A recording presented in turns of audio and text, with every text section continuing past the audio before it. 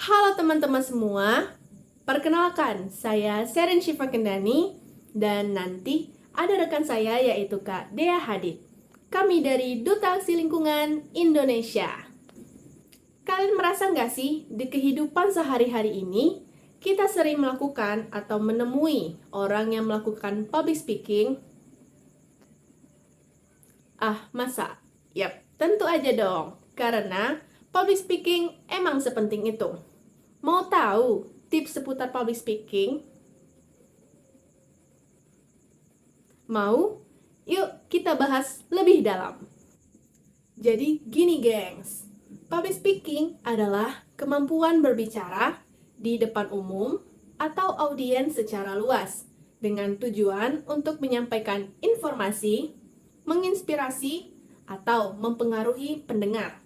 Public speaking terjadi dalam berbagai situasi, seperti presentasi di acara publik, pidato di depan orang banyak, diskusi panel, atau bahkan saat memberikan ceramah di kelas atau seminar. Kemampuan public speaking yang baik dapat membantu kamu untuk menyampaikan gagasan, ide, informasi, atau hal lainnya dengan baik.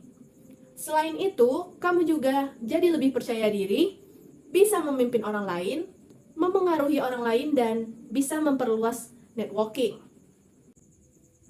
Oke, berikut ini adalah tips cara meningkatkan kemampuan public speaking. Yang pertama, latihan dan latihan. Latihan public speaking bisa kamu lakukan di depan cermin, di depan temanmu, atau direkam menggunakan handphonemu. Kamu akan menemukan hal-hal yang kurang dalam dirimu. Misalnya, masih terbata-bata, terlalu cepat berbicara, terlalu banyak mengucapkan filler words seperti apa itu, dan lainnya.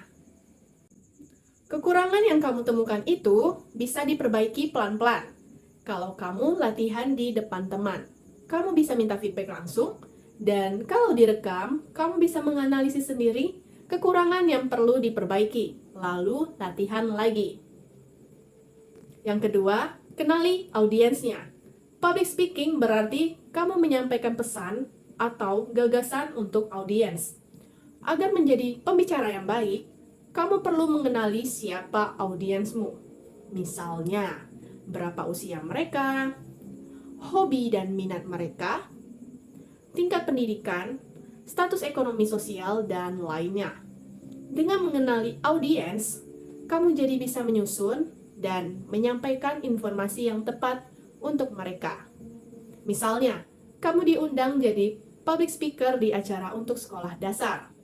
Berbicara dengan anak-anak gak akan cocok kalau kamu pakai bahasa ilmiah, menunjukkan jurnal penelitian, atau data-data tertentu. Mereka nggak akan mengerti dan mereka akan bosan. Tapi akan cocok kalau kamu bicara dengan gaya yang santai, sambil bermain, banyak gambar, pakai bahasa sederhana, dan lainnya.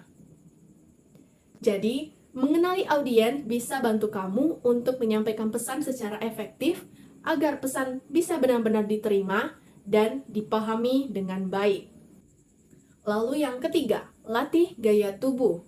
Selain komunikasi verbal, komunikasi nonverbal juga penting untuk diperhatikan dalam public speaking.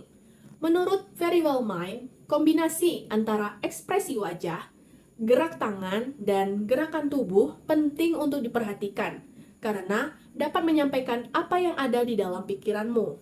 Jadi, sebisa mungkin latihlah gerak tubuhmu dengan baik, mulai dari gerakan tangan, posisi tubuh yang tegak, serta pandangan mata yang terus melihat kepada audiens.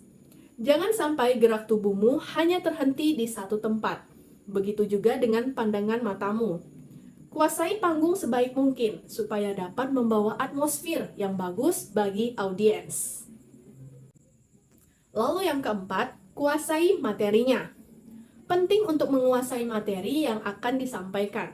Jadi, kamu bisa membahas materi itu dengan bahasa yang lebih sederhana dan improvisasi, sehingga audiensnya nggak bosan.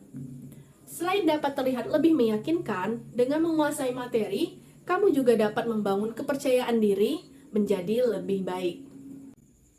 Lalu yang kelima, membuat skrip. Untuk menghindari lupa materi atau pembicaraan yang melebar kemana-mana, kamu bisa bikin skrip atau naskah yang berisikan ringkasan materi yang ingin disampaikan. Kamu dapat membacanya terlebih dahulu sembari memahami isinya.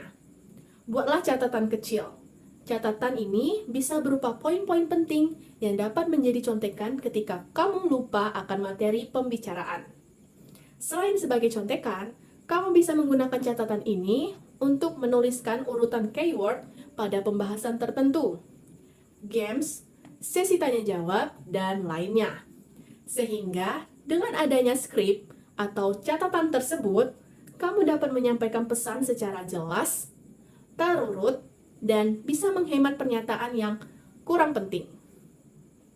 Dan yang terakhir, yang keenam, selipkan humor dan cerita. Dalam public speaking, kamu gak harus selalu terlihat serius dan kaku. Kamu bisa menyelipkan humor dan cerita untuk menarik perhatian audiens dan mengurangi kebosanan tergantung dari acara yang diikuti seperti apa. Kemudian di sini saya akan menjelaskan hal-hal apa saja yang tidak boleh dilakukan dalam public speaking. Yang pertama, yaitu membaca dari skrip. Terpaku dengan teks atau skrip sangat tidak dianjurkan saat public speaking. Pasalnya, ini dapat menyebabkan suaramu tidak natural sehingga kurang dimengerti oleh audiens. Seperti yang sudah kita bahas sebelumnya, akan lebih baik kalau kamu mempersiapkan poin-poin penting dari materi yang akan disampaikan. Kemudian, elaborasi dengan gaya bahasamu sendiri. Yang kedua, berbicara terlalu cepat. Jika tidak ingin membuat audiens kesulitan mengikuti presentasi dan menangkap pesan yang kamu sampaikan, maka usahakan berbicara dengan tempo yang sedang, alias tidak lambat dan juga tidak terlalu cepat ya guys. Yang ketiga, tidak mempersiapkan diri dengan baik. Sebelum berbicara di depan publik, persiapkanlah dirimu lebih baik. Hal tersebut bisa disiapkan dengan menyusun materi secara rapi, mengetahui audiens yang sedang kamu hadapi, serta mengetahui tempat atau platform untuk presentasi. Kemudian yang keempat, menunjukkan ketidakpercayaan diri. Nervous atau demam panggung merupakan hal yang wajar dalam public speaking. Namun, ini tidak boleh menjadi alasan untuk membuatmu jadi tidak percaya diri. Ingat, jangan sampai menimbulkan kesan negatif pada audiens dan membuat presentasimu menjadi kurang efektif. So, rajin-rajinlah berlatih ya.